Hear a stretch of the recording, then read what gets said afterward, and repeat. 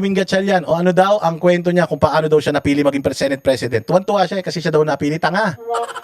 Hindi ka pinili na maging Senate President dahil magaling ka. Bobo.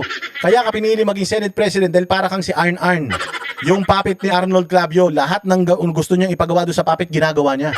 Ginagawa ng puppet. Ikaw ang Arn Arn ni Tito Soto. Kaya nga ang Senate Pro Tempore si Tito Soto. Kasi si Tito Soto pa rin ang magpapatakbo dyan sa Senado. Ganyan din naman dyan sa Kongreso eh. Akala nyo si Boji D ang Speaker of the House? Hindi. Ang Speaker, ang talagang totoong Speaker dyan, si Sandro Marcos. Dami lang yan, dami. Puppet lang yan si Boji D. Ito rin, puppet. Ano mo, tuwan-tuwa ka sa sarili mo, Gatchalian. Iniwan ka nga ng shota mo eh, dahil wala kang kwentang tao. Tapos sasabihin mo, pinili ka ng mga kapwa mo senador dahil magaling ka. Ulul, kung magaling ka, hindi ka iniwan ng shota mo at pinagpalit ka sa iba. Ibig sabihin, wala kang galing, wala kang tino. Nagsasasabi mo, kaya ka inilagay dyan kasi alam nila tanga ka. Parang clay yung utak mo. Kung anong gusto nilang hulma, yun ang hulma ng ulo mo. Pag sinabi nila sa'yo, gawin mo to, kita mo, nag-post ka sa social media mo, sinabi mo sa social media mo, you need 16 to impeach. Putang ina, tas biglang tinake down mo. Tapos ngayon, sinasabi nyo 15 na lang. O kita mo, wala kang sariling desisyon. Bakit? Kasi aso ka na, isa ka na lang puppet, wala kang legacy na iiwan. Kasi alam mo sa sarili mo na inilagay ka dyan, hindi naman dahil competent ka, inilagay ka dyan kasi nga masyado kang mabait. Pag masyado mabait, alam natin, ano yan, masunurin yan. At minsan yung sobrang masunurin, tanga yan. O marami akong ganyang kaklase na nag-aaral ako sa high school at saka sa college. Yung nag-aaral ako ng college, ang ginagawa ko, yung pinakatanga kong kaibigan dahil mukha akong siga eh. Yung pinakatanga kong kakaklase, kakaibiganin ko yan. Siyempre matutuwa siya. Uy, talaga kinakaibigan mo ako. Oo, akong bahala sa'yo. Ulpihin ko lahat ng aapi sa'yo. Ito yung notebook ko, isulat mo lahat ng sulat ng teacher ha. Iuwi mo na lang yung notebook ko, kopyahin mo na lang sa bahay nyo. Ganun ang ginagawa ko dati. Oo, kumbaga, pinili kita kasi tanga ka. Kaya kitang utuin para gawin mo yung mga bagay na gusto kong gawin sa sarili ko. Ganun ang ginagawa sa ni Tito Soto. O kunyari, kaibigan ka niya, kunyari inilagay ka niya dyan, tuwan-tuwa ka, pero ang hindi mo alam, putsang ina, pinasusulat ka lang niya. Pinasusunod ka lang niya sa mga gusto niyang gawin. Binubuli ka. Tapos tuwan-tuwa ka naman. O pakinggan natin kung paano daw siya napili bilang Speaker of the House. Come up, sir, yung idea that you will be Senate the next President. Senate Senate President. I think lumabas yan nung nagsalita si Senator Kiko Pangilinan, si Senator Ping Lacson, Senator... Di ba? Nung nagsalita si Pangilinan, nagsalita si Lacson, nagsalita si ganito si ganyan, bakit sa'yo binigay? Pwedeng ibigay kay Lacson yan. Bakit sa'yo binigay? Alam nila sasamblay eh. Alam nila na ito na yung huling pagkakataon, ito na yung huling panahon. At yung gagawin nila kay Inday Sara, ayaw nila na sila yung leader dyan sa Senado kapag nangyari yan. Yung pambababoy nila sa konstitusyon, ayaw nila na sila yung nandiyan dyan. Gusto nila ikaw kasi tanga ka eh. So ngayon, kapag ka ang Senado may ginawang mga kabalbalan, nabola ka nila, ito ang ipatupad mo. Tapos sinunod mo dahil bobo ka. Maniwala ka, pag lumabag ka sa batas, nagsampa ng kaso sa korte, ikaw ang kakasuhan. Bakit? Kasi ikaw yung decision maker eh. Ikaw ang Senate President. So kung itong plano nyong gawin na napababain yung numero para ma-impeach yung VP Sara, napakadelikado niyan, Wing Gatchalian. Kapag sumunod ka diyan at sinabi ng Korte Suprema, yan ang pinatupad mo at sinabi ng Korte Suprema na mali yan, lumabag ka sa batas, pwede kang makulong. Sino makukulong? Si Lacson? Hindi. Si Tito? Hindi. Si Pangilinan? Hindi. Sino makukulong? Ikaw. Bakit? Kasi tanga ka. Kasi alam mo na yung tama, sumunod ka sa mali. O so ikaw yung nilalagay nila sa lutuan, ikaw yung niluluto nila. Sila yung in personal interest nila, inuutos nila sa iyo, ikaw naman ginagawa mo. So kapag ka nagkabulilyasuhan, ikaw lahat ituturo niyan. Tapos ikaw, itinutos mo eh. Sasabihin lang nila, paano iutos ko? Senate President ka. May Senate President bang nauutusan? Pag Senate President ka, ikaw mag-uutos, gaganunin ka lang nila eh. Yung ginagawa nila ngayon na political maneuvering, ganun din ang gagawin nila sa'yo. Magre-reklamo ka, pag nagreklamo ka, kakasuhan ka. So akala mo pinili ka nila dyan dahil magaling ka? Hindi, kasi pwede naman ibigay yan sa mas matatagal at mas matatalino sa'yo. Di ka naman abogado eh. Pwede naman kunin niya ni Kiko Pangilinan eh. Ba't hindi kinuha ni Kiko Pangilinan? Alam ni Kiko Pangilinan yan eh. Nagagawa sila ng katarantaduhan at pag gumawa sila ng katarantaduhan kung sino ang pinuno ng Senado, siya ang lulubog. O, pwede naman kunin ulit yun ni Mig Sibiri. Pwede naman kunin yan ulit ni Tito Soto. Pwede naman kunin yan ni Ping Lacson bilang bilang favorite niya si Ping Lacson. Pero alam nila na papunta na sa impyerno ang Senado na yan, kaya nilagay ka nila diyan para pag naghanap ng sisisihin yung otoridad at yung mga tao, ituturo ka lang nila, Senate pro tempore lang ako siya Senate President. Ay, majority floor director lang ako Siyang Senate President. Kaya mag-ingat ka gatsa yan. Proud na proud ka sa sarili mo. Akala mo, ang galing-galing mo. Hindi. Kaya kanila pinili. Nung namimili sila Tito Soto at saka sila Bongbong, kung sino ang ilalagay nila dyan, namili sila kung sino yung pinakatanga. Nung nakita nila, sino ba mga pinakauhugin dito, pinakalugain dito, at walang utak, namili sila Puta ina, ikaw ang first honor ng mga tanga dyan. Kaya inilagay ka nila dyan. Kasi nga, ikaw yung pinaka pwede nilang utos-utusan. Inutil. Tito Soto. Napag-usapan ng grupo na they wanted a leader who can bring back the Senate back to its work. No? So, and they also talked about someone unifying. Unifying ka? Paano ka naging unifying? Kung unifying ka, sana napapasok mo lahat. 'Di ba? Sana nung Senate President, acting Senate President ka, sana nakapag-reach out ka sa kanila, bawat isa, at sana nahikayat mo silang lahat na suportahan ka. Hindi. Kailangan nyo pa ng NBI. Kailangan nyo pa ng PNP. Kailangan nyo pa na sandamukal na mga fake news peddler, na mga troll army at na mga media. Para lang diyan sa katarantaduhan ninyong pangaagaw ng kapangyarihan nung nakaraan na ginawa ninyo. Kung talagang unifying ka, sana naimbita mo silang lahat at sana masaya sila. Hindi. Tanga ka lang. Hindi ka unifying, sir. Tanga ka lang, kaya ka nila nilagay dyan. At kaibigan ng marami. And over the past naman, in both aisles, marami tayong kaibigan. So, doon lumabas. Sana nakipagkaibigan ka na lang. Sana ikaw na ang most friendly. Hindi ka naman pala most intelligent Most friendly ka lang naman pala dapat ang inilalagay dyan sa Senado yung pinakamatalino, hindi yung pinakamabait.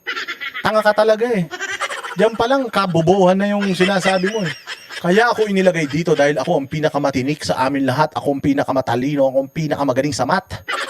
Tsang inang yan, mantakin mo, alam mo kami nung nag-aaral kami nung high school, pagka-class president na, yung pinakagago naming kaklase, yung pinakatanga, yun yung dinonominate namin. Tataas ako ng kamay. I nominate itong kaklase ko si Buboy. I nominate Buboy to be president. Tawanan lahat ng kaklase namin yan.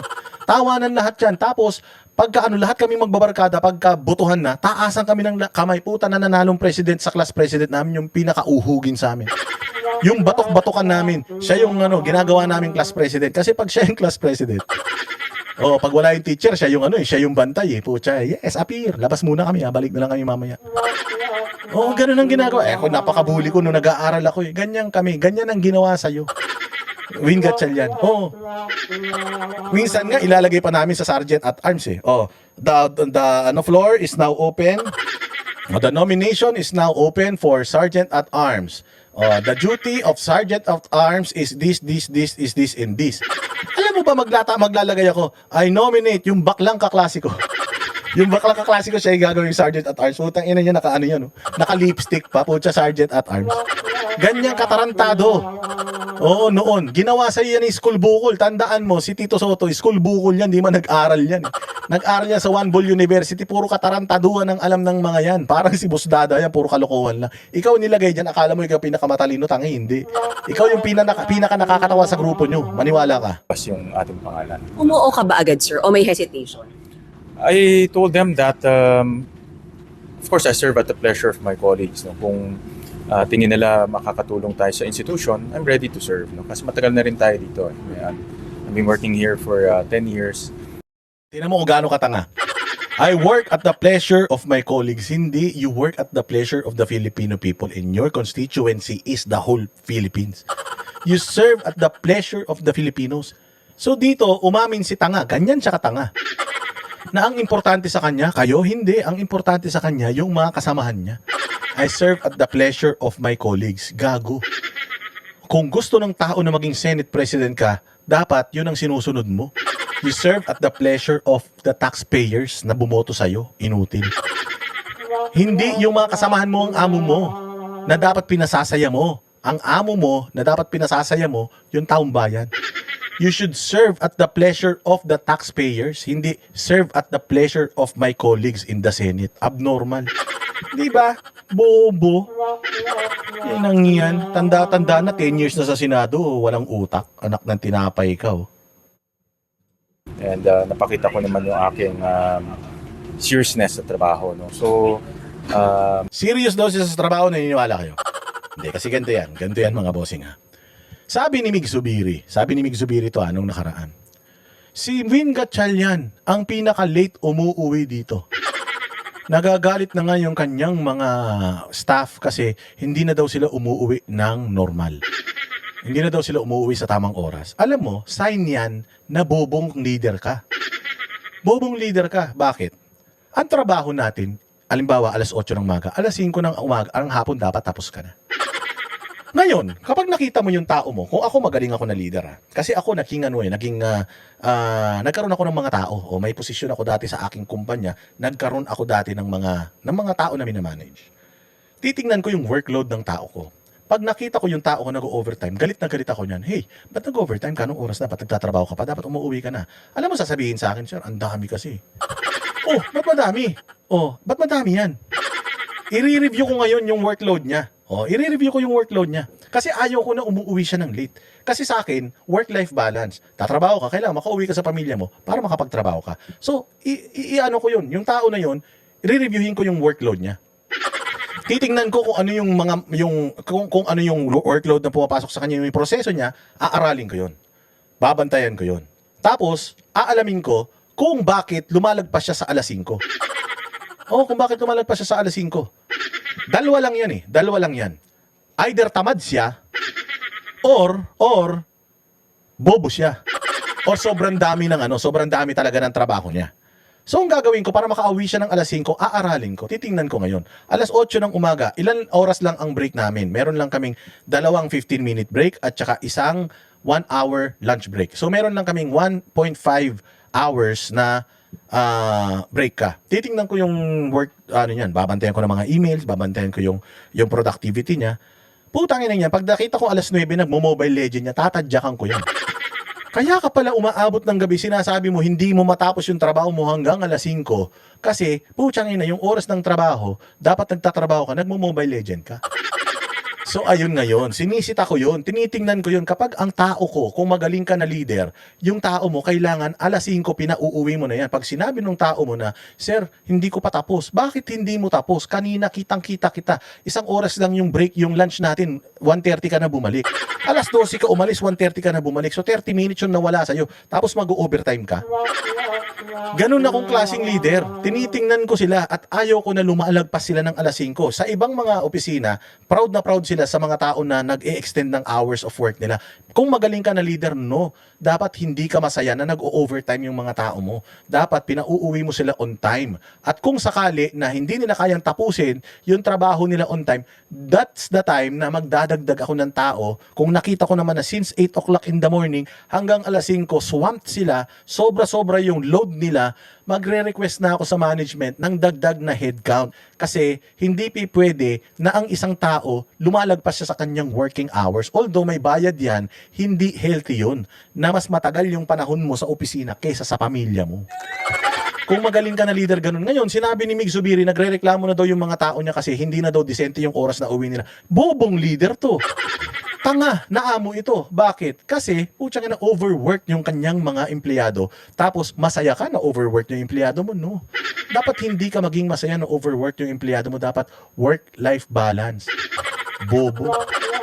O, dun pa lang Dun pa lang, mas magaling na ako sa'yo O, kung ako siguro naging senador, nakita ko yung mga tao ko na anong oras na umuwi, maaawa ako dyan. May budget naman ako, di magdadagdag ako ng tao para magkaroon ng help yung mga ko, o kaya i-delegate ko. O ito, mas magaan yung workload niya, ilagay natin sa kanya. Ganyan na magaling na leader. Hindi ka magaling na leader kung overwork na yung mga empleyado mo. O gag. So I'm ready to serve. But ang importante sa akin yung support at cooperation ng grupo. Yung pinanggalingan, sir, na maraming veteranong senador nang galing kay SP. So, importante sa kanya yung support and cooperation ng kanyang grupo. Yung support and cooperation ng taong bayan, importante sa kanya? Hindi. Sorry. Second priority lang kayo. Soto, Senator Cheese, may worries nung una, sir? Fears, ganyan. Hindi naman worry, but in fact, sa akin, it's malaking confidence building on my part because mga veterans to eh. And I'm very blessed na mayroong mga veterans na sumusuporta sa atin. And tuloy-tuloy yung akin pagko-consult sa kanila. I don't claim to know everything. No? Yung experience is a very vital component. No? So yun naman doon ako humingi ng experience sa kanila. What will be the biggest challenge of your Senate presidency, sir? I think ang biggest challenge now is to get back to work. Yung challenge to get back to work, trabaho nyo yun to get back to work. Paano naging challenge sa'yo yun? Gago rin eh. Para sa akin, the challenge now is yung meron pa rin sa mga grupo namin na hindi magkakaayos, tapos nakikita pa rin namin na violent pa din yung mga comments ng social media. So yun yung mahirap para sa akin. Hindi natin alam kung paano natin ipiplease lahat. Kasi syempre, merong natutuwa sa atin, maraming mga hindi natutuwa. So hindi natin alam kung paano. But we are working on it, ganun. Hindi yung ang challenge sa amin is yung to go back to work. Gago, paano naging challenge yung go back to work? Putang ina, yung mga, kami nga araw-araw, nagtatrabaho kami. Yung mga nandiyan nga sa EDSA, nag-aabang ng bus na masasakyan na punuan na eh. Alas 8 pa lang ng umaga, mga amoy putok na eh. Dahil sa hirap ng sitwasyon ng pagkukommute sa Pilipinas eh. They have to wake up to work, tapos kayo, sasabihin nyo na, ang pinakamahirap na gawin ninyo is to get back to work. Mga ulul. Ina nyo, lahat kayo may inuutusan kayo. Pati nga yung mga privilege speech yun, di naman kayo gumagawa niyan, mga kasama nyo mga abogado. Yung mga tanga naman kayo. Tapos yun ang challenge mo. Ba namang klaseng Senate President to? Ganito sumagot. Demonstrate to the other side of our colleagues na sincere tayo sa ating direction to get back to work. And of course, Kung sincere ka talaga, hindi mo tinanggal yung blue ribbon kay Marcoleta. Kung sincere ka, sasabihin mo lang na, sige Marcoleta, total, dito lang naman tayo nag-away-away. Sige, sa inyo yung blue ribbon, magpa-hearing kayo hanggang gusto nyo. Pero hindi eh. Tinanggal mo sa kanila yung blue ribbon eh. Nakita mo kung saan ang direction nila eh. Kung saan yung blue ribbon committee direction nila eh. Tapos tinanggal mo sa kanila. Ibig sabihin, ano ka rin? Kasabwat ka rin sa pagtatakip sa pagnanakaw sa bayang Pilipinas, ulul. to demonstrate to the Filipino people na ang Senado ay handang tugunan ng mga pangangailangan natin at handang magtrabaho kaagad. No? Kasi Magtrabaho ka agad. Sabi mo nga, hirap kayo magtrabaho. Bato, gulo-gulo mo. Ano yan? Yan ang panatero, walang inuurungan. Pag tama palakpakan, pag mali ay